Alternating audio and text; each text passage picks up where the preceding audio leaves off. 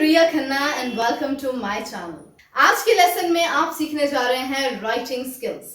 तो अगर आप स्टूडेंट हैं, इंटरनेशनल एग्जाम की तैयारी कर रहे हैं जैसे आईएलटीएस, टॉफल, पीटी या सेल्फपिप, या आप किसी यूनिवर्सिटी एग्जाम की तैयारी कर रहे हैं और या आपको लगता है आप इंटरव्यू में डरते हैं क्योंकि आपकी राइटिंग स्किल को कोई एसेस करने वाला है, तो ये वीडियो है आपके लिए। राइटिंग स्किल्स की अगर हम बात करें तो एक बहुत इंपॉर्टेंट कंपोनेंट है एसे राइटिंग या पैराग्राफ राइटिंग। तो आज के लेसन में आप सीखने जा रहे हैं how to write a perfect essay, किस तरह से एक अच्छे एसे को लिखा जाता है और एग्जामिनर आपके एसे को किस तरह से इवैल्यूएट करता है और आपको हाई स्कोर्स देता है। इस लेसन को मैंने 3 कंपोनेंट्स में डिवाइड करा है। Part 1 introduction, part 2 body paragraph and part 3 conclusion. तो आज हम करेंगे पार्ट 1। हम सीखेंगे एक अच्छा एसे किस तरह से लिखते हैं और इंट्रोडक्शन कैसे लिखी जाती है। तो चलिए स्टार्ट करते हैं। मैंने अपने 15 साल के एक्सपीरियंस में ये नोटिस करा है कि बहुत सारे बच्चे रीडिंग अच्छी कर जाते हैं, स्पीकिंग स्किल्स भी अच्छे कर जाते हैं, लिसनिंग में भी बहुत अच्छे होते हैं, लेकिन जहां बात राइटिंग की आती है वहां पर बहुत ज्यादा स्ट्रगल करते हैं। तो आपके लिए बहुत जरूरी है ये जानना कि एक अच्छा एसे क्या होता है। जब मैं आपसे पूछूं तो आप कहेंगे कि अच्छा ऐसे करने के लिए ये चाहिए वो चाहिए, लेकिन सबसे पहले जरूरी है ये जानना कि एक अच्छे एसे में, एक परफेक्ट एसे में आपको क्या नहीं करना है, कौन सी चीजें आपको नहीं करनी है। तो पहले आप स्क्रीन पे देखिए। N essay is not about impressing the examiner. बहुत सारे स्टूडेंट्स आते हैं और उनका ये कॉमन क्वेश्चन होता है, मैम एसे में एग्जामिनर को इम्प्रेस कैसे करें। Essay was never about impressing the examiner. Essay कभी एग्जामिनर को इम्प्रेस करने के लिए नहीं बनाया जाता। एसे राइटिंग की आपको पता है, आईएलटीएस में अगर हम बात करें तो 4 पैरामीटर्स होते हैं, task response, coherence, grammar and vocabulary. कौन सा पैरामीटर है एग्जामिनर को इम्प्रेस करने का? कोई भी पैरामीटर नहीं है। तो डोंट थिंक कि आपको एग्जामिनर को इम्प्रेस करना है। सेकेंड कॉमन प्रॉब्लम आती है जब आप कहते हैं कि एसे में बहुत अच्छी ग्रामर चाहिए। Essay is never about showing off your grammar. आप ग्रामर शो ऑफ करके, जानबूझ के ग्रामर के कॉम्प्लेक्स सेंटेंसेस डाल के एसे को अच्छा नहीं बना सकते। Essay is not about showing off the grammar. तीसरा पॉइंट है, essay is not about writing lot of connectors. मैं कई बच्चे के एसेस देखती हूँ, उनकी कॉपीज देखती हूँ तो भरे होते हैं कनेक्टर्स के साथ। एक ही पैराग्राफ के अंदर बहुत ज्यादा connectors, furthermore, moreover, in addition. It's not about writing lot of connectors. आप एक ऐसे में बहुत ज्यादा कनेक्टर्स डाल रहे हैं, वो भी गलत है। An essay is not about writing complicated vocabulary. एक ऐसे में इतनी ज्यादा कॉम्प्लिकेटेड vocabulary डालना वो भी गलत है। बहुत सारे स्टूडेंट्स आते हैं, मैम हमारी ऐसे में राइटिंग जो है कम मार्क्स आते हैं, 6 बैंड आते हैं, 5.5 आते हैं, हम तो बहुत ज्यादा vocabulary डालते हैं। It's never about writing lot of vocabulary. एक बहुत ज्यादा vocabulary डाल के या बहुत complicated vocabulary डाल के आप एक अच्छा ऐसे नहीं बना सकते, वो उसकी डिमांड ही नहीं है। You cannot write it. Complicated vocabulary डालने से एक अच्छा ऐसे नहीं बन सकता। एक और पॉइंट है जो बहुत ज्यादा जो है कंफ्यूजन क्रिएट करता है। बहुत सारे स्टूडेंट्स आते हैं और कहते हैं कि मैम आइडियाज नहीं है हमारे पास। An essay is not about writing lot of ideas. एक ऐसे में बहुत ज्यादा आइडियाज लिखना भी गलत है। एक ऐसे में सफिशिएंट है आपके पास 2 आइडियाज हों या 3 आइडियाज हों, बहुत ज्यादा आइडियाज लिखना भी गलत है। So essay is not about all these points. An essay is never about impressing the examiner. An essay is never to show off the grammar. An essay is not about writing complicated vocabulary. An essay is not about writing lot of connectors. And an essay is not about writing lot of ideas. आपने ये तो देख लिया कि क्या ऐसे नहीं है, और आप पूछना चाहते होंगे कि ऐसे है क्या? What is an essay? तो इन पॉइंट्स की तरफ ध्यान दीजिए। An essay is a writing skill. एक ऐसे जस्ट आपका राइटिंग स्किल है, आपका राइटिंग स्किल की आप किस तरह से उसको लिख रहे हैं। इट्स अ राइटिंग स्किल, एक राइटिंग टैलेंट है। आप कई बार वीडियोस देखते हैं, ट्रेनर्स के पास जाते हैं, इंस्टीट्यूट्स ज्वाइन करते हैं, लेकिन आपको उसका सोल्यूशन नहीं मिलता क्योंकि हर ट्रेनर अपनी स्ट्रैटेजी बताता है, लेकिन ऐसा नहीं करना है। Essay is a mastery of writing skill, writing skill की मास्टरी है। And essay is just an answer of the question which is asked.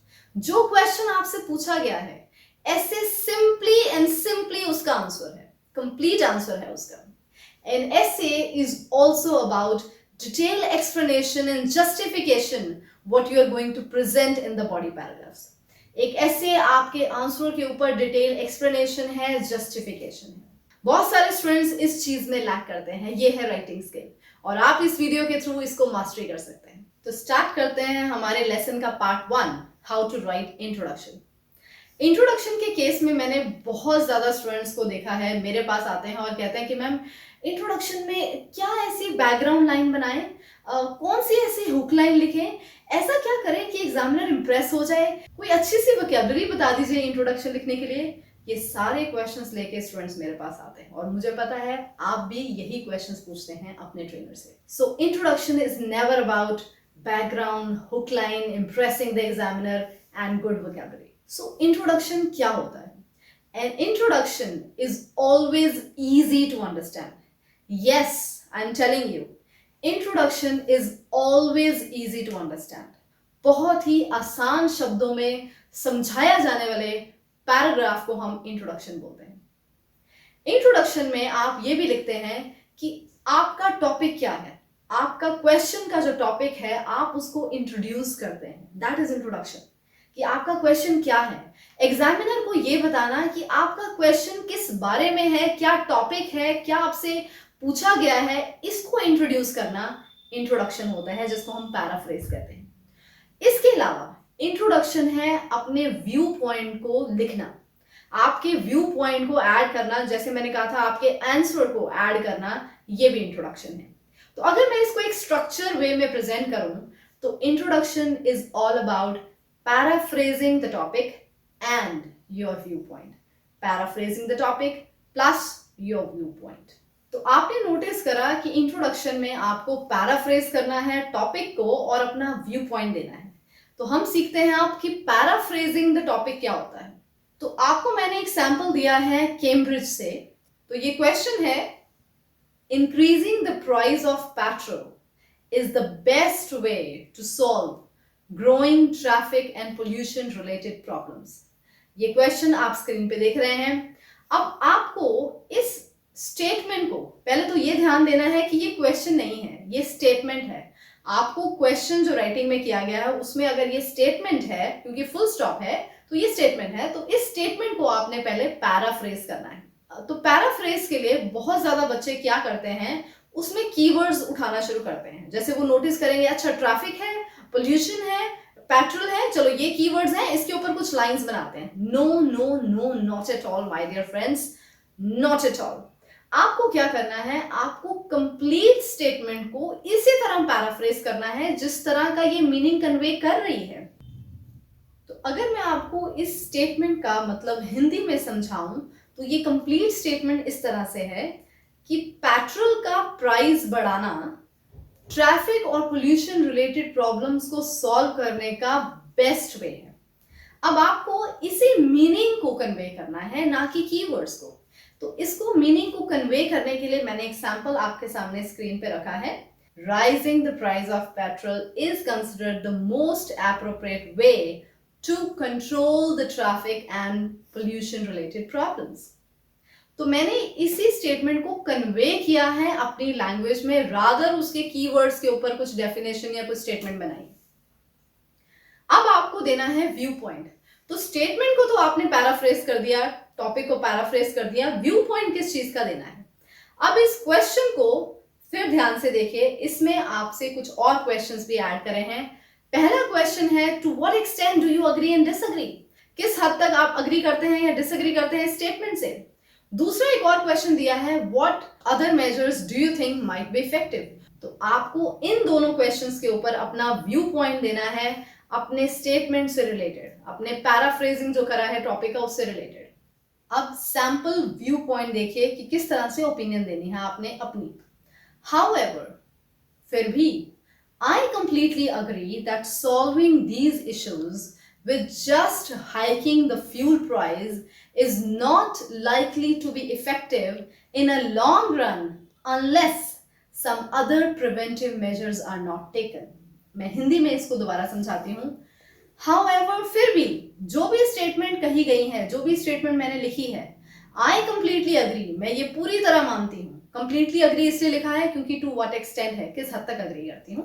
I completely agree कि इन इश्यूज को सॉल्व करना, ट्रैफिक और पोल्यूशन के प्रॉब्लम्स को सॉल्व करना price बढ़ा के, सिर्फ प्राइस बढ़ाने से ये एक इफेक्टिव तरीका नहीं होगा लॉन्ग रन में, बहुत लंबे समय के लिए, जब तक कुछ और प्रिवेंटिव मेजर्स नहीं लिए जाते। तो ये था मेरा व्यू पॉइंट।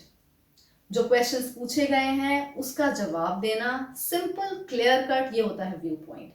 तो ये इंट्रोडक्शन में आपने सीखा कैसे पैराफ्रेज करते हैं स्टेटमेंट को और कैसे ओपिनियन देते हैं, अपना व्यू पॉइंट देते हैं क्वेश्चंस के बेसिस के अकॉर्डिंग, जो क्वेश्चंस हमसे पूछे गए। तो इसको अगर हम कंप्लीट इंट्रोडक्शन में आपको दिखाऊं तो वो इस तरह से है। Rising the price of petrol is considered the most appropriate way to control the traffic and pollution related problems.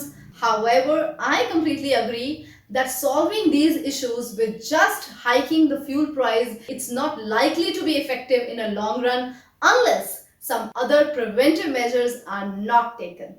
Time for the assignment. मेरी वीडियो हो और असाइनमेंट ना आए, हो नहीं सकता। आपको मैं एक सैंपल ऐसे दूंगी और आपको उसके ऊपर सिर्फ इंट्रोडक्शन पैराग्राफ बनाना है, क्योंकि पार्ट 2 और पार्ट 3 मैं आपको अपनी नेक्स्ट वीडियोस में सिखाऊंगी। ये सिर्फ पार्ट 1 है, तो आपको सिर्फ इंट्रोडक्शन पैराग्राफ लिखना है इस क्वेश्चन का। क्वेश्चन ये है, lot of working people are not doing exercises in their daily routines and have health problems as a result. Why people are not doing exercises and what can be done to solve this problem? आपको इसका introduction लिख के comment box में type करके मुझे भेजना है और मैं डेफिनेटली आप सबके असाइनमेंट्स को, आपके इंट्रोडक्शन पैराग्राफ्स को इवैल्यूएट करूंगी और आपको गाइड करूंगी कि आप ऐसे में किस तरह से हाई स्कोर्स दे सकते हैं। तो मैं मिलूंगी आपको अपने नेक्स्ट लेसन में पार्ट 2 के साथ। Till then you take care and keep practising.